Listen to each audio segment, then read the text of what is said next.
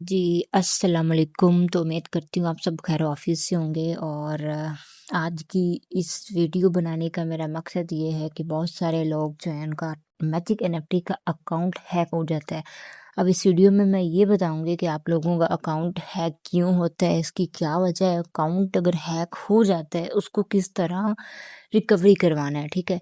तो सबसे पहले तो मैं आपको ये बताऊंगी कि आपका अकाउंट हैक होता क्यों है, किस वजह से होता है, आप क्या मिस्टेक करते हो, क्या गलतियां करते हो जिससे आपका अकाउंट हैक हो जाता है और हैकर आपका अकाउंट हैक करके फुल अमाउंट का विड्रॉ लगा देता है। वो सब प्रोसेस भी बताऊंगी, उसका हल भी बताऊंगी कि आपने किस तरह उसको अपने अकाउंट को हैक होने से बचाना है। अगर आपका अकाउंट हैक हो जाता है तो उससे आपने किस तरह जो है ना वापस लेके आना है। तो सबसे पहले तो मैं ये बताऊंगी कि अकाउंट हैक होने की सबसे मेन रीज़न जो है, मैं अब लिख भी देती हूँ, जो मेन रीज़न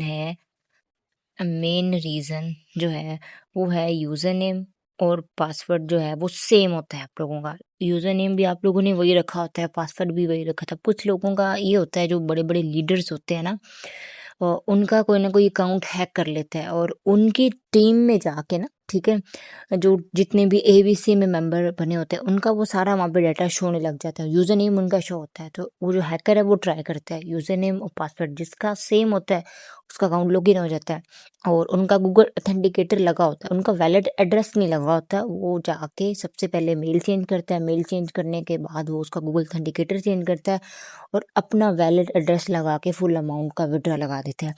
एक ये रीज़न हो सकती है, या हम जो हैं कुछ सीधे लोग होते हैं, जो बहुत सादा से लोग होते हैं, वो अपना यूज़र नेम और पासवर्ड जो है ना वो किसी न किसी को शेयर कर देते हैं, क्योंकि आज का ज़माना इस तरह का है कि हम अपने सगे रिश्तेदारों में भी एतबार नहीं कर सकते। बहुत सारे इस तरह के फैक्टर होते हैं, पैसा चीज़ ही ऐसी है, ठीक है। तो सबसे ये गुजारिश है कि अपना यूज़र नेम पासवर्ड किसी को भी शेयर ना किया करें। अगर आप किसी से अकाउंट बनवा भी लेते हैं ना तो ट्रस्टेड एतबार वाले बंदे से बनवाएं ताकि उसको कोई इशू ना हो, ठीक है। और चाहे वो अगर आपका अकाउंट बना देता है तो उसके बाद आप अपना पासवर्ड चेंज कर लें, पासवर्ड को सिंबल फॉरवर्ड करें और पासवर्ड चेंज कर लें, और कभी भी यूज़र नेम और पासवर्ड सेम नहीं रखना है।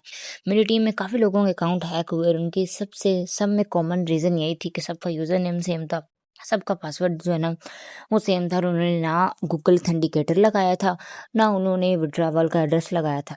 सबसे पहले अकाउंट जब हैक होता है ना, वो सबसे पहले मेल चेंज करता है, मेल चेंज करने के बाद वो गूगल ऑथेंटिकेटर लगा के वैलिड एड्रेस लगा के उसी टाइम वो विड्रॉ कर देता है। जब आप अपना अकाउंट लॉगिन करते हो ना, पासवर्ड भी वो चेंज कर देता है।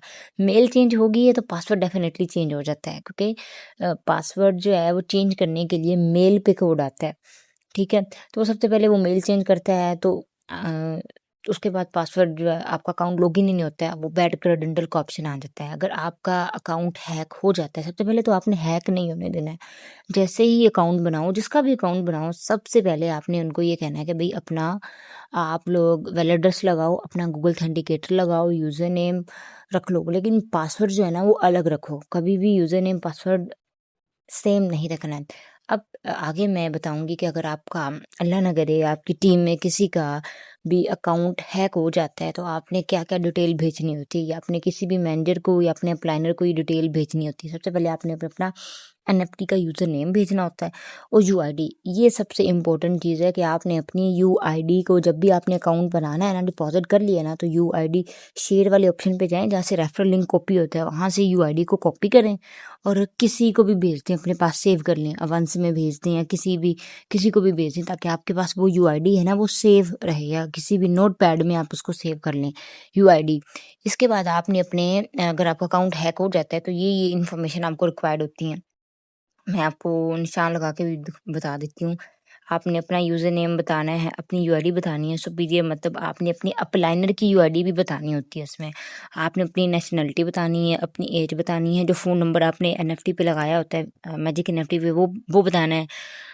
क्योंकि ओल्ड मेल बतानी है, जो आपकी पहले मेल नहीं लगी थी, क्योंकि आपका अकाउंट जब हैक होता है ना, तो सबसे पहले जो हैकर है वो अपनी मेल लगाता है। तो आपके अकाउंट पे जो पहले मेल लगी होगी ना, आपने वो बतानी है। और जो नई मेल आपने लगानी है, मतलब आपका अकाउंट रिकवरी होना है ना, तो रिकवरी होने का सबसे पहला प्रोसेस यही है कि आप जो मैनेजर है ना, वो आप ऑटोमेटिक अपने सिस्टम के थ्रू जो है ना आपकी मेल चेंज करेगा। इन केस में अगर आपका अकाउंट हैक होता है तो आपने एक नई मेल बना लेनी है, वो आपने इधर बतानी है और रीज़न बताना है कि हम मेल क्यों चेंज कर रहे हैं। आपने यहाँ पे लिख देना है कि मेरा अकाउंट हैक हुआ है, इस वजह से मैं मेल चेंज करवा रहा हूँ। अकाउंट की कब बनाया था, टाइमिंग कोई भी लिख देनी है, इतना ज़रूरी नहीं है, टाइम आप कोई भी लिख दे।